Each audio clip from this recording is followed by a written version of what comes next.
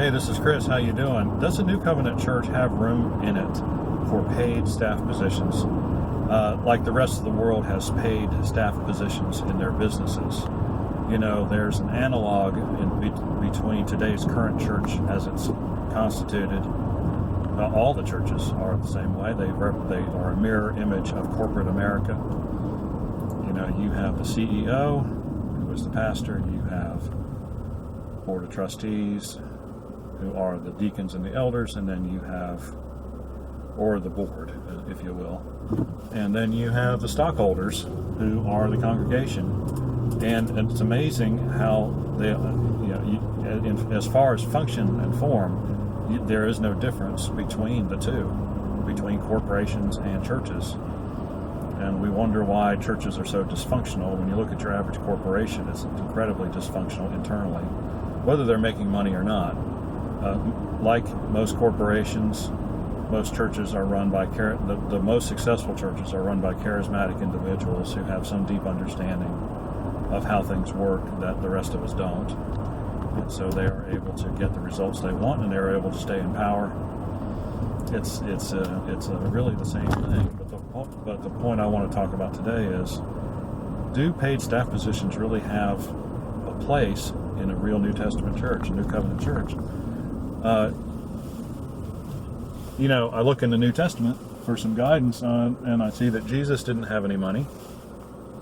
In fact, he let Judas handle the money. Look what happened to him. Paul, did say that the worker is worth his wages, but he obviously did not earn a living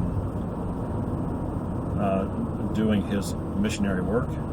And of course, when it came to the Corinthian church, he refused money. He did not take any money from them, so that his message of the gospel would not be spoiled in any way, shape, or form. And so, you kind of got to wonder how it turned out then that we've ended up where we are.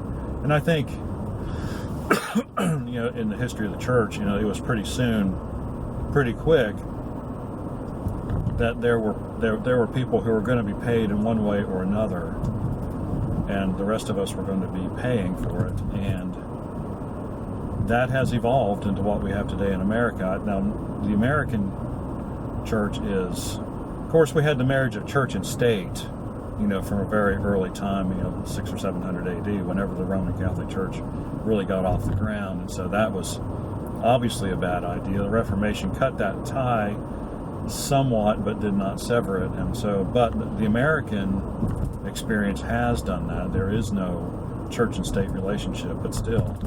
So it's kind of been replaced by this corporate idea of having church.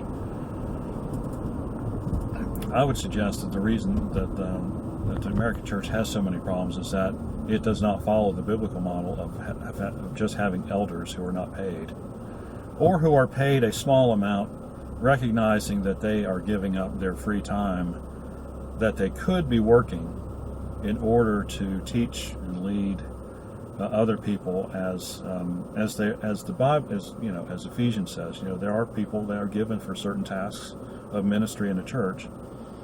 But just because you have that gift doesn't really, I don't think, means at all that you deserve, a salary and a benefit package and a house and all the other things that come with being a pastor or any other leadership position in a church. I think it's pretty unbiblical, and I think that's one of the reasons why the church in America is so powerless, because it's just like in every other way that the church has come to mirror society in general. This whole idea of the pastor or other leader in the church being a profession rather than a calling is what really hurts. Really hurts the outreach of the church, hurts the performance of the church, because what it does is it creates, and what Baptists are going to scream about this is there is a definite clergy-laity division, just as there is in every other church. And so it's like there should be equality, total equality between everyone in a church. We're all part of the same body, different functions, but none should think more highly of themselves than any other, and no position is inherently more important. Paul says that in Corinthians too, right? It's like even the most seemingly unsuitable parts have their important, vital role to play. And so And so that's where we are. So those are just my thoughts. And so I think, if the church is ever going to regain any kind of real effectiveness, it's going to have to abandon this corporate structure that it's adopted and get back to meeting in houses. I mean, if you want to have a building to meet in, I can kind of see that. But, then you start talking about money, and money is the root of all kinds of evil, right? It is important to collect money to help other people, to help other churches. Paul did that. And to pay a reasonable amount for the time and effort that elders and other church leaders put in. But that does not equate to paying them so that they don't have to do anything else and not have to get a real job and earn a living otherwise. So those are my thoughts on that. If you have any questions or comments, leave them in the section below. Like and subscribe. We appreciate when you do. We'll see you on the next one.